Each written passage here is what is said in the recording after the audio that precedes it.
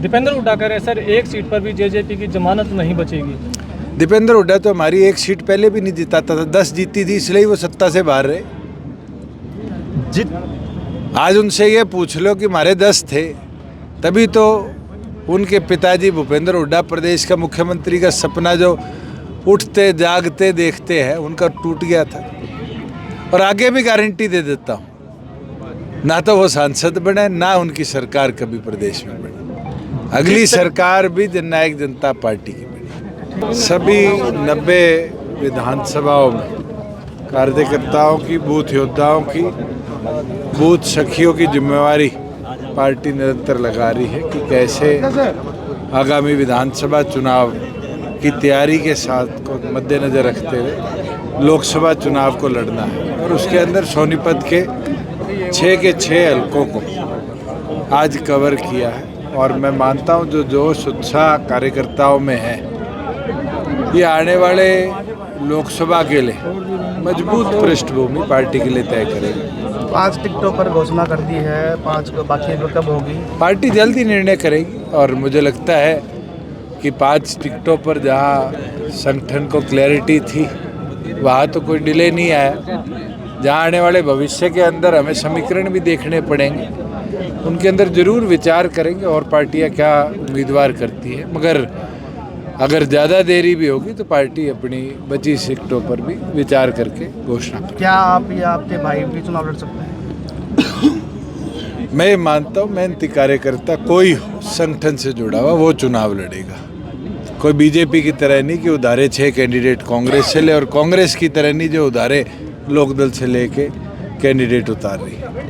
एक सीट पर एक ही परिवार के 3 सदस्य चुनाव लड़ रहे हैं, क्या दिक्कत है? तो आमने सामने पहले भी चुनाव लड़े, बादल के सामने बादल लड़े हैं।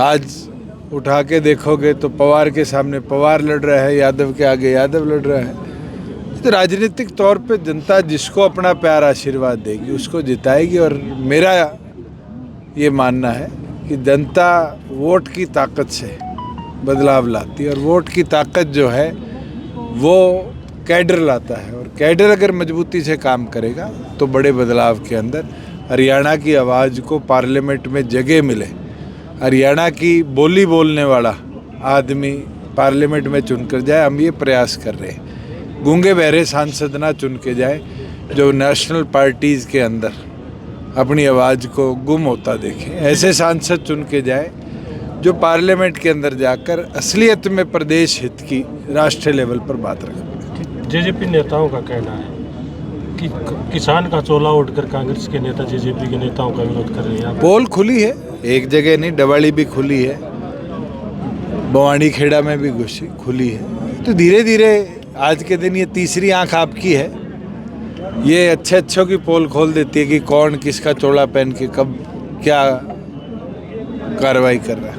कांग्रेस वाले अब तक उम्मीदवार नहीं उतारे मैदान में, लगातार उनके कांग्रेस की तो घबराहट और अंतर्कलह चरम सीमा पर है। आज ये दिख रहा है कि कांग्रेस कैसे कमजोर हो चुकी है। जो पार्टी इस देश में सत्ता बनाने की बात रखती है वो हरियाणा में उम्मीदवार नहीं उतार सकती, इससे कमजोर पार्टी क्या हो?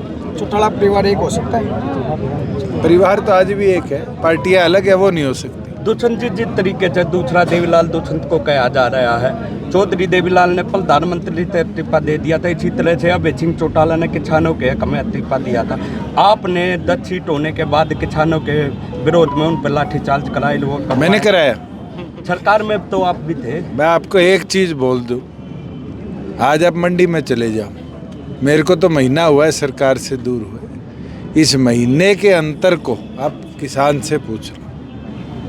अगर 4 साल किसान की किसी ने सुध ली, किसान को सशक्त बनाया, तो जननायक जनता पार्टी थी। 300 रुपये तो सरसों पे काटे मॉइस्चर के नाम पे, एफएड ने परचेज करी, अपने परचेज एजेंट के माध्यम से करी।